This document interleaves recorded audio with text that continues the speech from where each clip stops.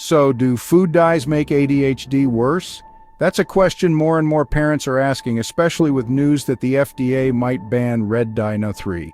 Yep, red 3, the bright pinkish red stuff you'll find in things like snack cakes, candies, and even some kids' medicine is under serious scrutiny. But before we toss out every colorful treat in the pantry, let's get into what the science really says.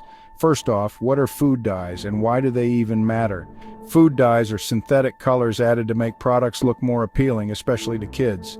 Think neon cereal, rainbow gummies, or brightly colored sports drinks. Some are natural, but many, like red 3, yellow 5, and blue 1, are artificial.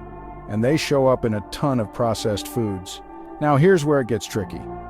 Several studies over the last few decades have looked at the link between food dyes and behavior issues in kids, especially those with ADHD. Some research says they're a connection.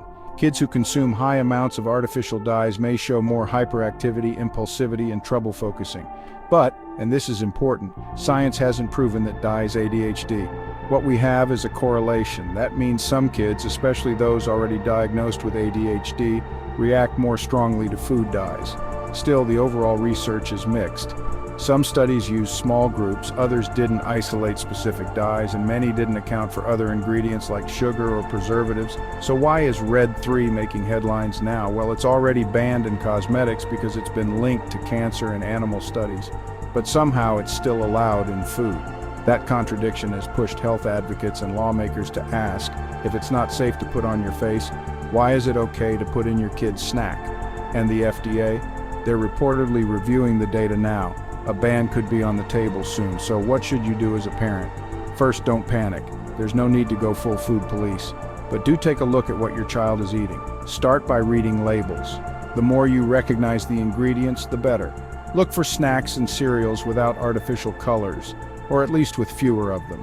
Whole foods like fruits, veggies, lean proteins are naturally dye-free and better all around. If you think your child's behavior changes after eating certain foods, you're not imagining it.